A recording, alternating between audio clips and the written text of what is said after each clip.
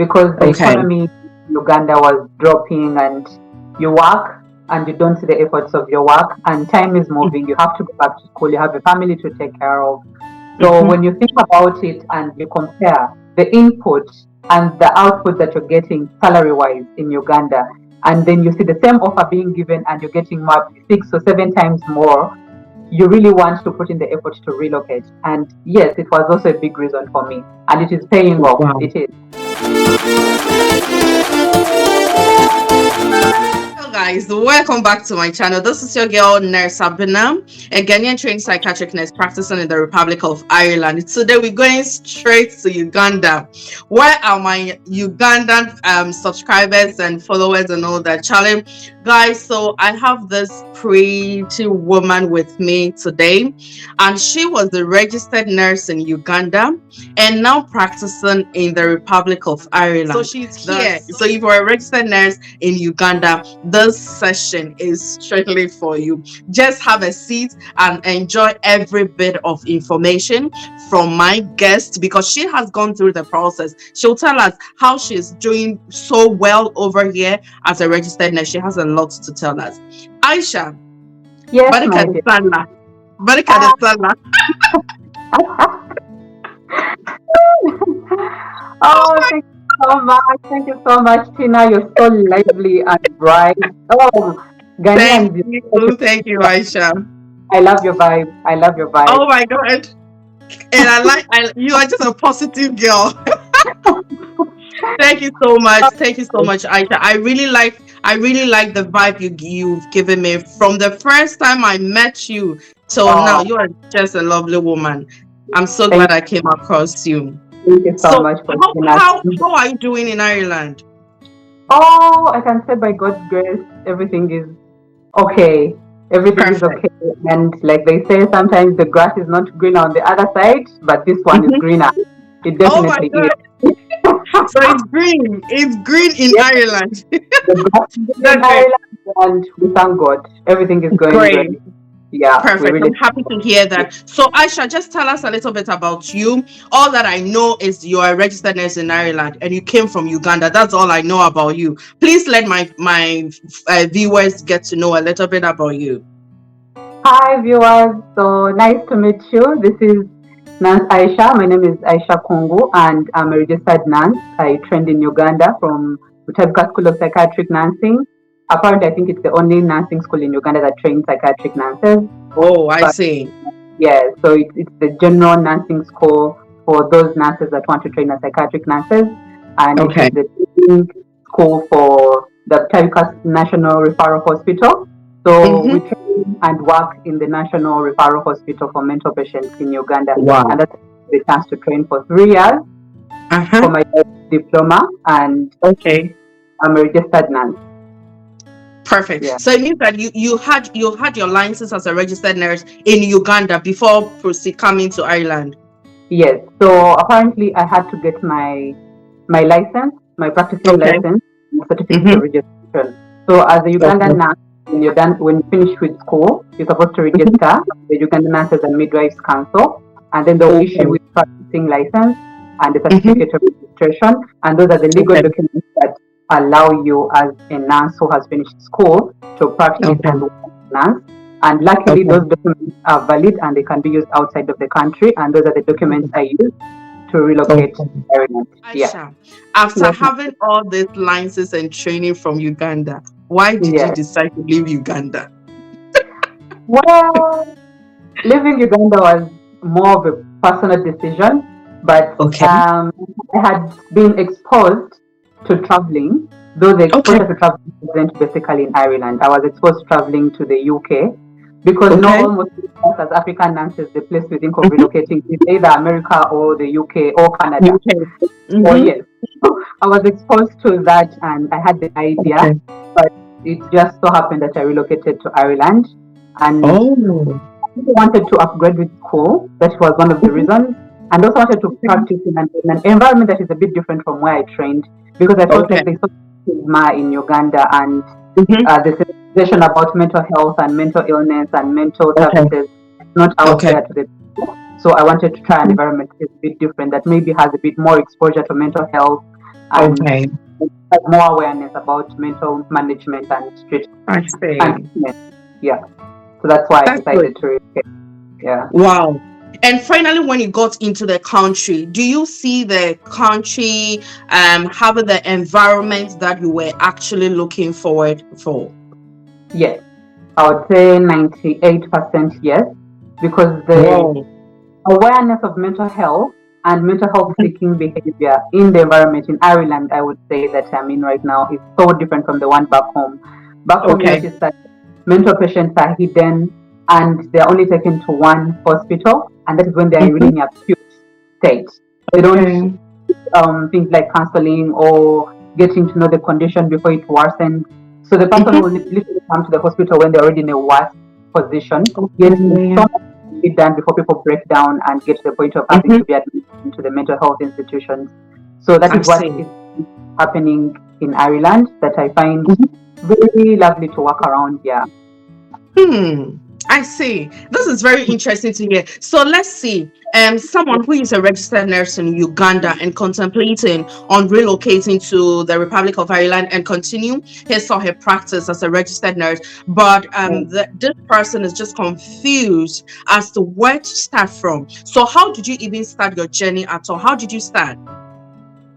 Well, to start my journey, I had to sit for IELTS. Like I said, I had been exposed to the UK program, so I knew to travel to any country to as a nurse. One, you have to have IELTS, because IELTS is used for registration with the nursing and midwifery councils or the bodies of different European countries. So that was the first fundamental thing that I had to get. And when I was able to do that, then I had to get my passport, because everyone will ask for the passport. You can't think of traveling when you don't have a passport. Definitely. Yes, so I had my passport. But before having the passport, I had my, like I said, the practicing license and the certificate of registration with Uganda Nurses and Midwives Council. So were in place as my academic documents, because when you apply for jobs, you have to produce those as proof that you're actually a nurse and you're practicing nurse in your country. So after having my IELTS, I have my license and certificate, so I applied for jobs. And there are many websites, so that there are many websites that are advertising jobs for mental health nurses. But luckily, if anybody is looking out for, if you are looking out for those job sites, don't worry, just scroll down to my videos. I have already done some of the common job sites in Ireland that you can find nursing job roles, carer job roles to apply. Yeah, let's continue. Yes, so I applied for jobs, but like I said, I was lucky that I was contacted because I had a profile on LinkedIn that showed that I'm a registered nurse, a registered psychiatric nurse. So recruiters were looking out for psychiatric nurses on LinkedIn, and I was contacted by so many recruiters on LinkedIn. So you were a hot cake. You were a hot cake because you had IELTS and you had your nursing practicing license. So it made you a hot cake for the international recruiters. Exactly. Wow. And I'm telling you, nurses in Uganda, just create your LinkedIn account, put your IELTS, if you've done your IELTS, and people will look for you, because psychiatric nurses are hot cake and they're still being searched for, and people want them, and they're ready to have you relocate and move to any country to work as a psychiatric nurse. Yeah. Wow. So I got my interview, and luckily my interview, and after thank you. So after passing the interview, then we had to start with the NMBI registration process. Now this one was a bit tricky for me, because I by then didn't know what exactly they wanted, but it took a time, but that was a personal reason, because I wasn't very sure what they wanted. So what they, for those who are coming and you're watching this video and you want to come, the NMBI wants documents that are notarized by the notary public or a lawyer. So when you have your documents, you have your passport, you have your certificate from school, you have your diploma, just take them to a lawyer, notary public, and get a seal. That's what the NMBI wants. When you submit those documents, when they are notarized, your process will take a much shorter time to get your decision. Yes. So but Aisha, let me ask you are only talking about diploma registered nurses. What if there is a degree trained nurse from Uganda, is it the same process for them, for both general nurses, psychiatric nurses, and midwives from Uganda? Is it the same process? Apparently, I would say it is the same process. Yes, for nurses. Okay. For nurses, it is the same process. Yeah. Okay. If you're able to get a job that fits in your description and your qualifications, it would literally be the same. Yeah. That's great. Okay, let's continue.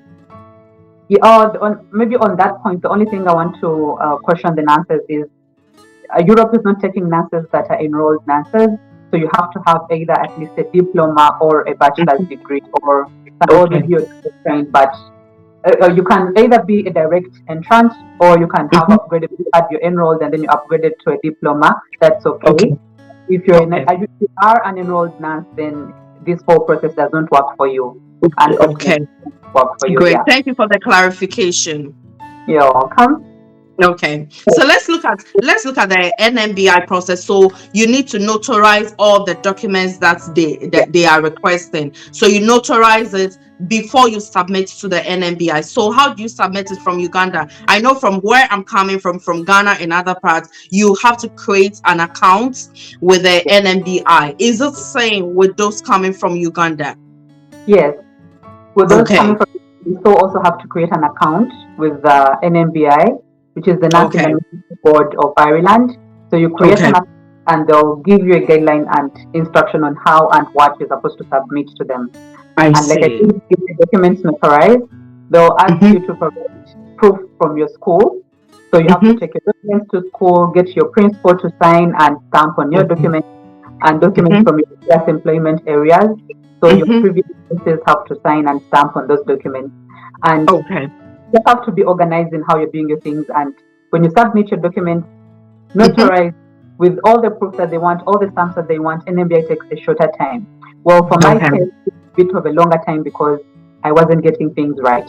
But if you're watching this, we are helping you with this whole process so that you don't have to go through what we went through. Yeah. Was your relocation sponsored or you sponsored yourself? How was it like coming from Uganda? Yeah, thank you, Tina. Apparently, for my process, it was sponsored. Everything sponsored. The only thing that I sponsored myself was the IELTS and maybe the documentation, going to the Nurses Council, doing all those things. And the rest of the process was sponsored. And I believe for all psychiatric nurses, even up to moment, the process is sponsored. So you just have to pass your exams, put your head in the game, and you'll get an employer and they'll be ready and happy to sponsor you. Yeah. Wow. But what of general nurses and midwives from Uganda? Are they also getting sponsored, process like that? I think so. Okay. I think I say I'm very 100% sure, but I believe for the nurses that I've known that are traveling, either to Ireland or to the UK, all their process is being sponsored. And I keep telling nurses who approach me asking me for information, I keep telling them if someone needs money from you, if a recruiter is asking for money from you for your process, that person is a thief. So run. Sponsors, recruiters who are genuine do not ask for money from nurses to relocate them from Africa to bring them to Europe. So if someone is taking money from you, that person is a thief. Yeah, so you should be very careful and cautious because they could be playing tricks with you. Most of these people are sponsoring programs because the employers or the hospitals pay the recruiters to look for the nurses to come and work for them. That's for. Yeah. So if you're a registered nurse in every part of the country and you're coming to the Republic of Ireland through a genuine recruiter, you don't pay anything. It's absolutely free. Absolutely free. The only thing you pay for is for your IELTS and any other documentation that you're doing for yourself. For example, your police clearance, your passport. You have to print documents and scan and send back to them. That is the only thing that you're going to pay for yourself. From your air ticket, hotel bills, your examination fees, all those things for by your employer. Yeah. Wow. But here is the case. Some countries that are affected by the World Health Organization's red list warning. Yeah. I came across some people that happens to get employers that are actually asking them to finance their trip to Ireland, and then they'll reimburse. Is nurses coming from Uganda also coming across such recruiters? Or Yes. Uganda is not on the red list? Apparently, Uganda is also on the red list Oh my because God. yeah, I think they selected most of the African countries that are exporting nurses, and Uganda happens Okay. to be the country that is exporting nurses, and that's why Okay. they put this ban on almost all of us. But Okay. some recruiters, some they will tell Mm-hmm. you to, but they are genuine and they give you the whole process of how it is done. So you have to, that's Okay. why I think be careful, yes. So they will tell you it's okay, Mm-hmm. you can take the ticket and everything, but we'll give you back Mm-hmm. your money upon arrival. Okay. And yes, people who Okay. have gone to such recruiters, they have actually Mm-hmm. been reimbursed with Oh, their so you will definitely get them. They will definitely refund. Oh, definitely they that is refund great. all your, yes, as long as you keep your receipts and you're honest Mm-hmm. with the expenses, they'll Yes. definitely refund the money. Yeah. Oh, that is perfect. That's perfect. But so entirely, how long did your process take from Uganda to Ireland throughout all this process? How long did it take you? For me personally, it took me about 6 months. But like Six I months. said, yes, Okay. I said it was because of the bit of the notary getting the seals on the document. I Okay. um I was delayed a bit with the police clearance, but these were really Okay. country issues, things that I did not have control over. You see, but ideally Okay. with documentation, right, the process would Mm, literally take in 3 to 4 months latest. from Between 3 to 4, Uganda. yes, from Okay. Uganda process of up to coming to Ireland. Yeah. Oh, now let's look at nursing in Uganda and nursing in Ireland. Yes, in back home would literally be a problem and Mm, makes it a bit challenging for nurses okay. in, Okay. in yes. But unlike in Ireland where there is variety of positions, there is career Okay. growth, Mm-hmm.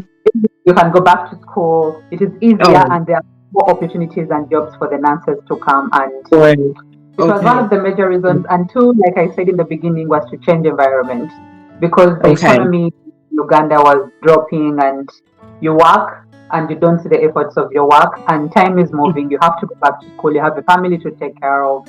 So Mm-hmm. when you think about it and you compare the input and the output that you're getting salary-wise in Uganda, and then you see the same offer being given and you're getting maybe 6 or 7 times more, you really want to put in the effort to relocate. And yes, it was also a big reason for me. And it is paying off. Wow. It is. Yeah. Wow. Have you ever regretted relocating? Have you ever Oh, regretted practicing in not, Ireland? not at all. Not at all. Ireland is actually a very good country. It is a place that you can resonate with. It's not so different from back home, health, Mm-hmm. culture wise. It's not so different, Mm-hmm. like other European countries would be. There's so much nature, so much green Okay. around, Yeah. something that we would Mm-hmm. expect in Europe, yes, but there's so much green around us. So I I haven't see. regretted living in Ireland, yes. It's a nice place, I would say, really nice and Wow. friendly people, friendly work environment, friendly system. The system is really Mhm. friendly. It is very family oriented. You get time to be with your Okay. family, get time to work. So there's really a balance between life and work. Something that we even don't get when we are at home. Yeah. Mhm. That's very interesting to hear. So before I let you go, there So could be an African registered nurse a registered nurse in Uganda watching you and just thinking of I need to embark on this journey. What do you say to such a person? my advice to such a nurse would be start. Take the first foot forward and keep moving. Don't give up. Just keep moving and trust me. All your effort, all your sleepless nights, all the studying, everything will definitely pay off.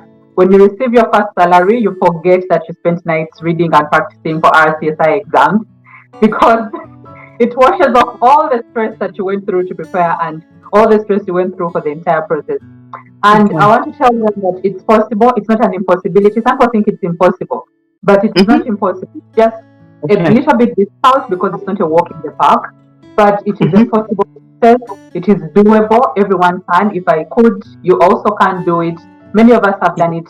We are not countable. You know, we are quite many. So people should just get the fear out of their head because it is what is Okay. holding you. Get the fear of IELTS out of the head, and that is the first step you have to take. And trust me, the process will work out for you, and it will definitely pay off in the long run. Wow, Aisha, such a brilliant and intelligent woman. Thank you so Thank much you. for being with me today. I'm Thank so you for happy for the inspiration you've given to other Africans, especially nurses from Uganda, of yes. how they can also relocate legally to get to Ireland and continue their practice as registered nurses. Thank you so much for coming. Thank you too, Faustina, and thank you, viewers, for watching. And we wish you all the best.